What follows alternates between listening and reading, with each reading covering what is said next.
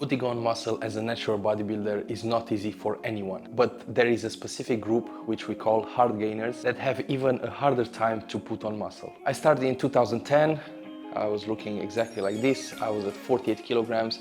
I was almost 17 years old. It was a long journey and it took me a long time to learn the fundamentals, to learn the basics, how important is the nutrition, how should I train, how much should I recover, and so on. In today's video, I'm going to run to 3 very important topics and what should you do in order to avoid my mistakes and make gains much faster than me. Probably as expected, number 1, nutrition is the number 1 factor and the most important one. It doesn't matter how good you train, it doesn't matter how well you sleep. If you're not in a caloric surplus, you will not grow. I advise you to count your calories to know exactly how many calories you have, and therefore you will know when you're in a caloric surplus or not. What I advise is to be between 300 and 500 calories surplus. This way you make sure that you put on weight but not too much fat. We have to make sure that we have enough calories, but we also have to see where those calories are coming from. If we have enough proteins, enough carbs, enough fats, how we distribute those. Now what I always advise is to keep the fats at around 1 gram of fat per kilogram maximum. So in my case, I weigh, let's say, around 85 kilograms. This means maximum 85 grams of fat. The proteins, what I advise, 2 to 2.2 grams per kilogram of protein. In my case, 85, let's say around 170 up to 200 grams of protein per day. And with the carbs, I play around. So I count the fats and the proteins, the calories, and the rest, I start to bump up the carbs. So the carbs, every day, I roughly have 500, sometimes 600 grams of carbs a day. So there is a lot of carbs. We need to help ourselves with the carbs. Now let's roll back to my previous self when I was 48, let's say 50 kilograms. What should I do? Well, let's say that I start right now. What do I advise myself? Directly 1 gram per kilogram of fat, so 50 grams of fat. 2 grams, at least 2.2 grams of protein per day, so 110, 120 grams of protein per day. And besides that, I bump up the carbs. I have a lot of room for carbs, and then slowly, once I progress and increase the weight, I start to come up with the fats and with the proteins also. One huge thing that was very, very hard for me and I encountered in my early stages, it was a trouble eating. Like, it was very, very hard for me to eat. I was feeling full all the time. I was very skinny, my stomach was very small, and it was a pain to eat all that food, all those calories. Unfortunately, there's no other way. We have to eat that food. I know it's hard. I know you feel full. I know it might take half an hour, 40 minutes to finish a meal, but you have to do it. Really, there's no other way around. One advice that I suggest you, let's say roughly you have to take 3,000 calories a day, but it's very, very hard for you to take all those calories in the hours that you have available to eat. Make sure you wake up early enough. If you wake up at 10 and you go to sleep at 11, you don't have enough room to eat. But if you wake up at 7 or 6, so you have much more time in between the meals, you start to feel hungry until the next meal, and it's much easier to have all those calories. In the beginning, when I started, I was not eating breakfast at all, and then when I started to implement the breakfast, I felt like I was about to explode with every bite.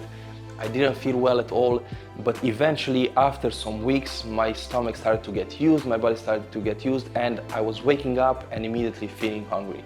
So you need to force it a little bit in the beginning. Now here comes a very frequent question. I eat a lot, but it seems like I don't gain weight. What should I do? Well, first things first, let's take a look at what you eat. You can have a lot of volume, but the food might not be caloric dense. So you need to make sure that what you eat has enough calories, is caloric dense. I give you an easy and common example. Let's say that you have 200 grams of boiled potatoes with some chicken breast on one side and some vegetables. And on the other side, you have a bowl of pasta with some beef and some sauce. The volume might be the same, but the calories are much higher on the pasta side. So you need to see what food exactly do you eat and how can you increase those calories of those meals. Now, if all your meals are caloric dense and you still don't gain weight, well, unfortunately, the only thing you can do is to increase the calories even more. Now what you can do is increase your snacks. If you have snacks, increase the volume of the snacks and the calories, or use supplements. Start using shakes, protein bars. Use these to help yourself increase the calories. Good, now the nutrition is set, that we are in a caloric surplus, we have good macronutrients, caloric dense food. Now we need to see the workout side. First things first, when it comes about the workout, I don't talk about intensity, weights, reps. I don't talk about anything like that until I set the foundation, and here I talk about a proper execution, safe execution, This sport is a sport of longevity. We lift for 10 years, 15, 20 years. It's not for 1 year or 6 months. So we need to make sure that we are able to keep our physique in a healthy shape. We don't injure our joints, we don't injure our muscles. We are able to work out for years. How we do that is by making sure that our execution is proper, that we don't use too heavy weights with a bad form, and we don't just go through the motion, we actually work the muscle that's supposed to work. Now, after we have a proper execution, we learn how to execute the movements without any high risk. Now we have to introduce the intensity. We need to make sure that the workouts are intense enough, we have enough weight to have a proper execution with high intensity and enough weight, and we stimulate the muscle, we damage the muscle fiber. This is the goal with every workout. It has to be intense enough, it has to be just enough volume, and then we are done, we go home. Another very important thing that I like to mention here is don't overdo it. When I started, I tended to stay more than an hour inside the gym. Imagine a 48 kilograms kid that's like 105 pounds. Trying to stay inside the gym and push its body to exhaustion without eating enough calories, putting a lot of weight. That was really not a good idea. So don't overdo it. Maximum an hour, 45 minutes to an hour, that's more than enough. And don't overdo it throughout the week. So I don't want you to work out 6-7 times a week. That's way too much. 4 to 5 times a week, 45 minutes to an hour, that's more than enough. We need to stimulate the muscles, damage the muscle fiber, and then when we go home and we sleep and we eat in a caloric surplus, that's when the muscle will grow. Another question when it comes to the workout. Other kids, other guys that are working out and they are my age, they use heavier weights. Should I copy them? Should I use the same weights? Definitely not. You need to focus on yourself. Leave others alone. It's you versus you. Use the weights that allow you to have a proper execution, still intense workout, but do not neglect the form. This is the main priority and I cannot emphasize it enough. What I always preach is the reps are dictating the weight. If you have a weight that, for example on a bench press, allows you to have a proper form and to do 10 repetitions, then it means that you can increase the weight. If you use a heavier weight and allows you to do only 4 repetitions and you need a spotter for the last 3-4 repetitions, then in my opinion it's too heavy. Especially if you're a beginner, do not go that heavy, you risk to injure yourself. On the flip side, let's say that you can do a bench press with 20 kilograms and you do 15 repetitions easy, definitely increase the weight. Make sure you stay to that rep range of 8, 10 reps in there. The rep range obviously is different for each and every exercise. So if you have an isolation movement, I suggest to bump up the reps, 15 to 20 reps. Now that we worked out properly, intense enough volume, now we need to go home, we need to recover. This is when the muscles will grow. I think that out of all 3 major pillars, recovery is the most neglected one. We tend to forget the fact that the muscle grows when we recover, when we sleep. If you have a lack of energy inside the gym, if you feel lethargic, if you don't have enough strength or the same strength that you used to have in the previous workouts, you need to have a look obviously on the nutrition, but also on the recovery. Do you sleep enough?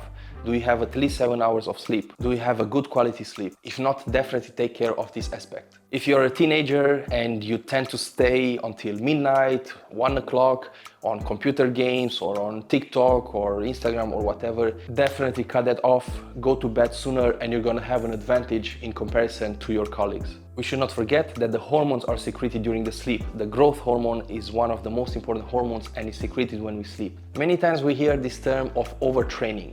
But in many situations, we are not training, for example, 2-3 hours a day, 6-7 times a week. We just train 1 hour a day, 4-5 times a week, but we still sometimes feel that we are not strong enough, something is wrong, the workouts are not feeling well, the weights are feeling much heavier. Well, that means that we are under recovering. We are not overtraining, we are under recovering. So therefore, we need to take care of this aspect, sleep enough. Now there is also a question. I sleep usually 7-8 hours a night, but I still have a lack of strength, a lack of energy inside the gym. What's wrong? Well, I think we need to roll back to the nutrition side, the first point. If you don't have enough strength, if you feel weak, if you feel like the weights are very heavy, then you might not have enough calories into your diet. You need to make sure that you have enough calories, that you're in a caloric surplus, and if you combine a caloric surplus, enough nutrition with good recovery, for sure you will feel different inside the gym. If I can go back in time and tell my younger self what should he do, definitely these 3 points will be on my list. I would tell him not to skip any meal, to be in a calorie surplus every day, do not overtrain, pay attention to the execution, and sleep enough.